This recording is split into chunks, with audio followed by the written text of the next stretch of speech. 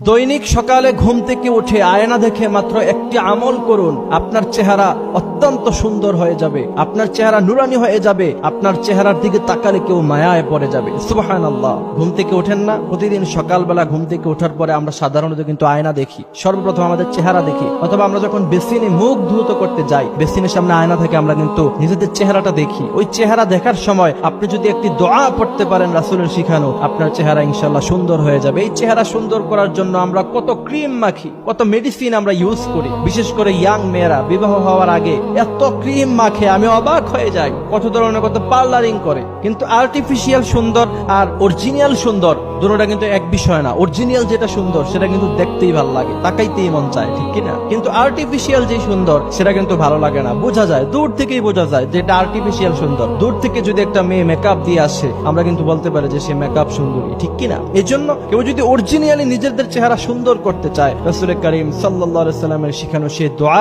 যখনই আপনি আয়না দেখবেন তখনই আপনি পড়বেন। ইনশাআল্লাহ এই আমল নিয়মিত করতে থাকলে দেখবেন চেহারার মধ্যে এক ধরনের লাবণ্যতা চলে এসেছে, এক ধরনের মায়া চলে এসেছে। বিশেষ করে মুসলমানরা যখন বুড়ো হয়ে যায়, চুলগুলি পেকে যায়, দাড়িগুলি পেকে যায়, চামড়া যখন কুচকে যায়, তখন কিন্তু দেখবেন তাদের চেহারা তখনও এক ধরনের একটা মায়া লাগে, যেটা অন্যান্য ধর্মের মানুষদেরকে কিন্তু লাগে না। কারণ কি? তাদের চেহারার মধ্যে একটা লাবণ্য থাকে, একটা মায়া থাকে, নুরানি চেহারা হয়ে যায়। এর জন্য প্রিয় ভাইয়েরা আমার, আমরা এই আমলটি করব। সুন্দর হওয়া এটা খারাপের কিছু না। রাসূল করিম সাল্লাল্লাহু আলাইহি ওয়াসাল্লাম পৃথিবীর সবচেয়ে সুন্দর মানুষ ছিলেন। হযরত সুলাইমান আলাইহিস সালাতু ওয়াস সালাম পৃথিবীর সবচেয়ে সুন্দর মানুষগুলির মধ্য থেকে অন্যতম সুন্দর মানুষ ছিলেন, যার জন্য মিশরের এমপি মন্ত্রীর বউয়েরা লেবু কাটতে গিয়ে নিজেদের হাত কেটে ফেলেছিলেন। আমার ভাইয়েরা, আর বলা হয়েছে মুহাম্মদ সাল্লাল্লাহু আলাইহি ওয়াসাল্লাম কে যদি মিশরের ওই সমস্ত নারীরা দেখতো, হাত কাটার বদলে নিজেদের কলিজাটাই তারা কেটে ফেলতো। সুবহানাল্লাহ বিহামদিহি সুবহানাল্লাহিল আযীম। এজন্য আমলটি হচ্ছে সকালবেলা ঘুম থেকে ওঠার পরে যখন আয়না দেখতে যাবেন, আপনারা পড়বেন রাসূলের শিখানো সেই দোয়া,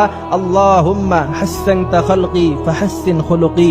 আবার আমি বলছি, দোয়াটি হচ্ছে আল্লাহুম্মা হাসসানতা খালকি ফাহাসসিন খুলুকি। রাসূল করিম সাল্লাল্লাহু আলাইহি ওয়াসাল্লামের ব্যাপারে হাদিস শরীফের মধ্যে এসেছে যে রাসূল করিম সাল্লাল্লাহু আলাইহি ওয়াসাল্লাম সব সময় তিনি যখনই আয়না দেখতেন তখনই এই দোয়া পড়তেন, আল্লাহুম্মা হাসসানতা খালকি ফাহাসসিন খুলুকি।